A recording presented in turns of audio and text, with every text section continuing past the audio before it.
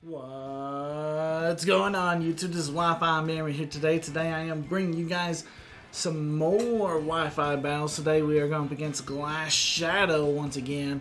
Today we are rocking out with a different team. I want to try out Normal Gem, Hyper Beam, Hoopa having one of the craziest stat distributions for a special attacker. I believe this Hoopa-Unbound is like 170. Don't quote me on that. We're going to Tera normal this thing. We got that Normal Gem, and we're going to be blasting some Hyper Beams is the idea of this Hoopa. Anyway, looking at our opponent's team, a great lead for us. Honestly, wouldn't be a bad idea to maybe get the Fortress out there.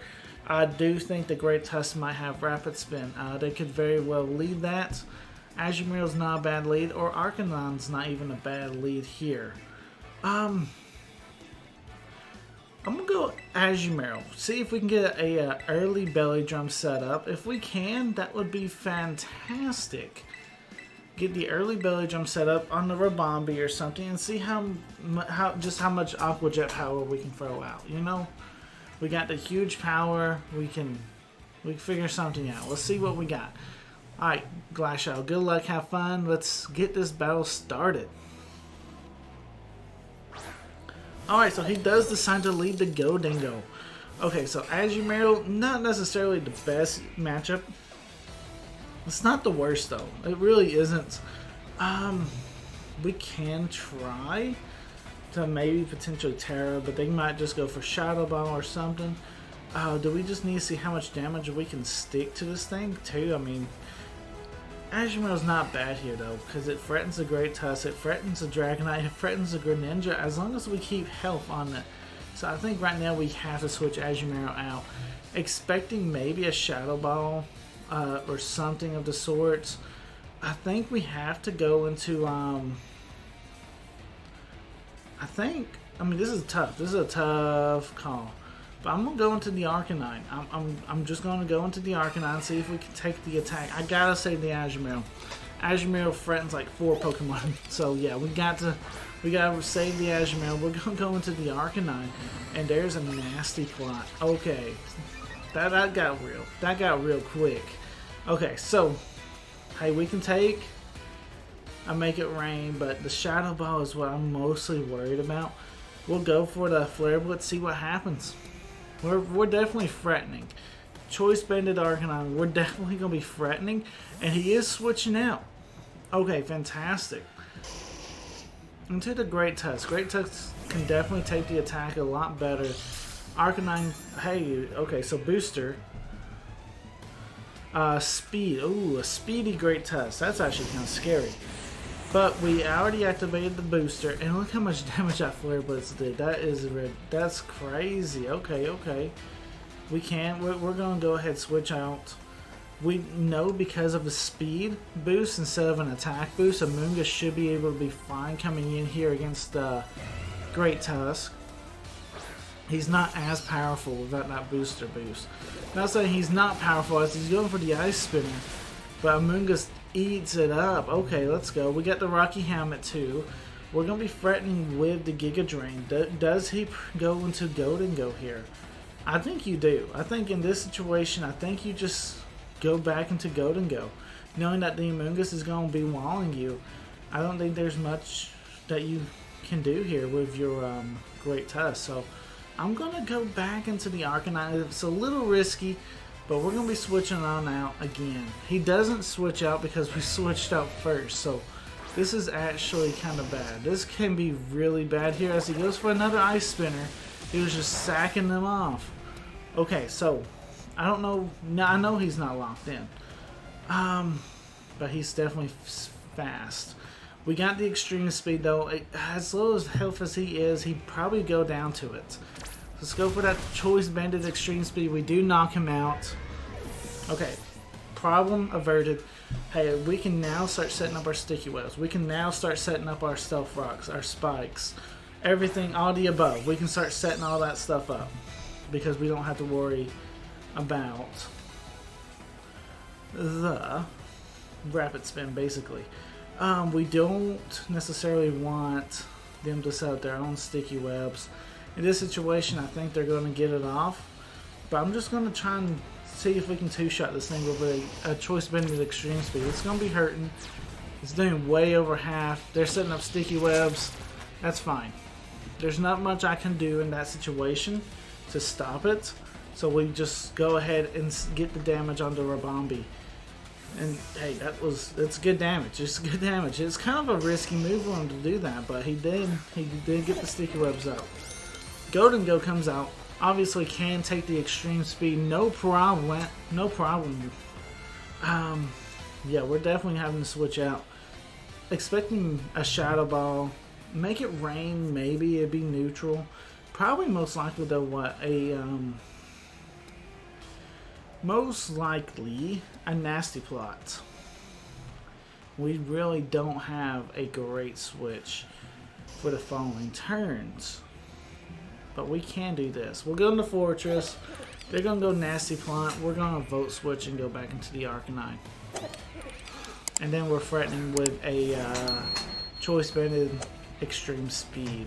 Sad part is, we might... Ooh, okay, so switching out. Okay, so we might, before we try and get the Arcanine back in, we might try and get rid of these sticky webs on our opponent's side. I mean, it might be a good idea. Anyway, I think that's priority number one, actually. As he goes for the U-turn. Okay, fantastic. We're staying in. He could easily go into the Gholdengo here, though. He could easily just go into the Gholdengo and block the Rapid Spin. But I don't know if he will, because he switched it out against the Fortress. But there it is. Gholdengo coming back out as a spin blocker at this point in time. I don't necessarily think you're a Specs or anything, but how you're playing the Gholdengo. Very, very interesting. Gholdengo's been in here quite a bit. The only move we've seen has been Nasty Plot, and obviously that's not going to be doing anything. I'm kind of curious to see what you want to do against a Fortress, so I'm going to stay in and go for Stealth Rocks. As you go for a Nasty Plot. Okay. So that's not the end of the world, but knowing how much as you're switching out, I'm throwing some rocks out there. Yeah, you're switching out quite a bit. Let me go ahead and throw some Stealth Rocks out there. I know for a fact now our Fortress can take a attack, and I'm gonna take that time and just vote switch on out. Expecting either a Nasty Plot or something of those sorts, Shadow Ball, but hey, he did Nasty Plot. He's +4 on the Gholdengo. We're vote switching on out. This is a free switch. We can go into the Arcanine. Not really worried now about your potential focus Sash if that's what you got. But I'm not going to go into the Arcanine because of the sticky webs. The sticky webs are still there. We're going to go into our own Ribombee, actually. We're going to let him get another layer or another Nasty Plot off if he wants it, right? We're going to give it to him.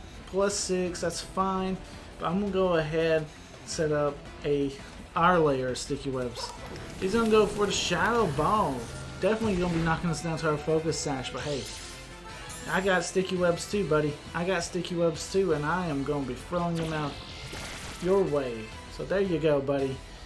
I got to find a way to get Fortress back in to Rapid Spin. But other than that, I think we're not as bad off as what I feel like we are.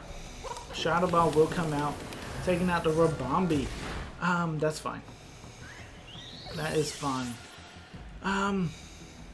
We gotta just find a way. We got to find the answer, the way. Hoopa definitely cannot take an attack now unless we Tera Normal. Tera Normal the Hoopa, and we go for the Dark Pulse. That's the answer. That's the answer.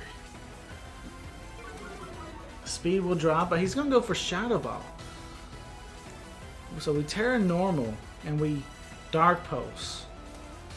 And that should, as high as special attack as Hoopa's got, it should definitely pick up a KO here.